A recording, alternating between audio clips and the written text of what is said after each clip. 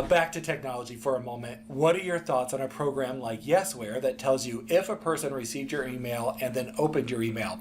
We personally use HubSpot Sales for this. It also has a built-in like ATS type functionality to it. So we use HubSpot. I use the free version. Trisha uses the paid. We absolutely like to know if they have received our email, opened it how many times, on what kind of device, and where in the country.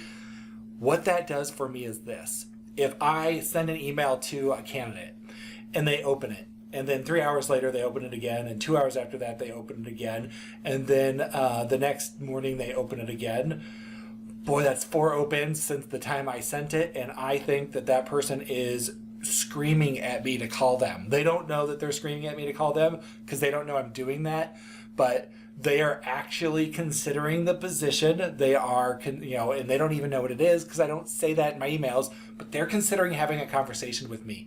Something is wrong at work, something needs to be improved in their life, and they're just not quite there yet.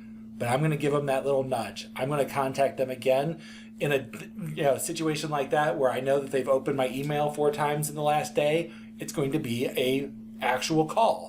My name is now familiar with them. They have made it 4 points of contact by opening it 4 times. When I reach out to them, that's really easy. And I know that they may lie to me. They may say like, "Oh, I never even saw your email." Really? Because you opened it 4 times? Don't do that. No, you don't tell them that you see all this. Now, I will also say, I am enough of a technology-based person that I have that kind of tracking turned off on myself. Skip, if you were to send me an email that tracked whether or not I opened it, I promise you that the email will not, that tracking will not know, because I do have that blocked because I know how it works and I know how to block it. Because what I ultimately don't want is to be cookied so that now you start showing up in my Twitter feed, my Facebook feed. I start seeing you everywhere like some sort of product that I was looking at Amazon. Like, I don't need that from, an email that I just opened. Right. So Brian asked, how do you do that? Like, how do you do that type of, how do you block it? It's all about images. So when any company, whether it's what Skip's using, like Yesware, what we use is HubSpot, any type of, I think Mixmatch does it. I don't know if I said that one right. Max, I don't know. Anyway, there's several products out there that do it. And what they do is they embed a single white pixel, an image, a tiny, tiny little white dot in the email.